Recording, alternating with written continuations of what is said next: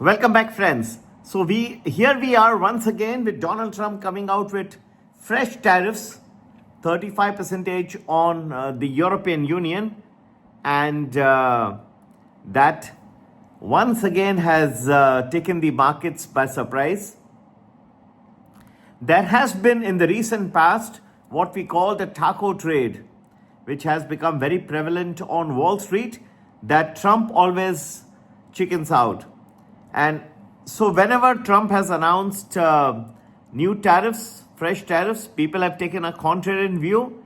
They feel that eventually he will again back out and this trade will not work. The tariffs will be set aside, and therefore people have taken a contrarian view and made good money. So what happens now? Is this taco trade going to continue? He has imposed fresh tariffs on the European Union, and many other countries are in the offing. So it's whether the markets will similarly brush aside the taco trade, or there is a reversal of this taco trade in the offing. As you know, friends, markets have previously brushed us off the tariff risk under the assumption that Trump would follow his earlier pattern and eventually he would retreat. That allowed stocks to reach new record territories across the world, particularly in the United States. This marked a stunning rebound from the collapse that was triggered by his Liberation Day tariffs in April. But Trump is now pointing to the stock market highs itself as signs that his tariffs are being well received. So the story is changing, and be careful. Wall Street thought that it had President Donald Trump all figured out on his trade war, but the past week has raised concerns that investors may be wrong. I'll tell you why.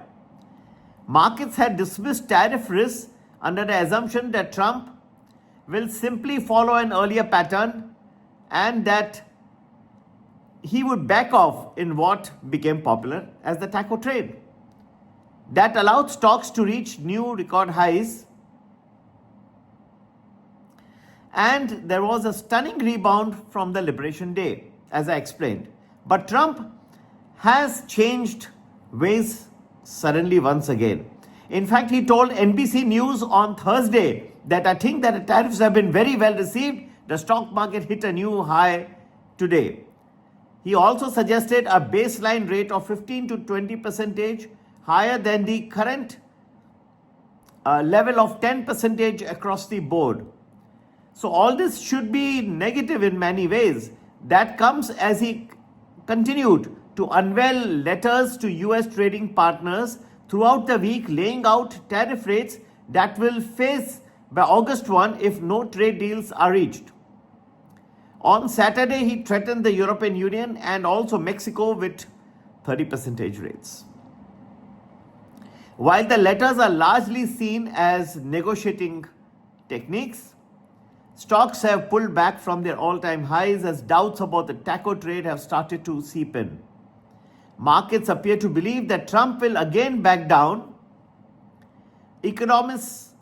Capital Economics says in a note on Friday that we are not so sure now. For his part, Trump did not reimpose his reciprocal tariffs on Wednesday when a 90-day pause was due to expire. But his new August 1 timeline only offers a few more weeks of breathing room to reach trade deals that could avoid the high rates that continued in his dozens of letters sent across the world. Meanwhile, Trump is pressing ahead with sector-specific duties as well, announcing 50% tariff on copper and warning that imported pharmaceuticals could face a 200% rate of tariff. For now, stocks are not experiencing a repeat of April's meltdown, when the S&P 500 crashed nearly 20% from the price high to flirt with a bear market. The relatively muted reaction is presumably due to the taco trade. But that itself creates a dangerous credibility,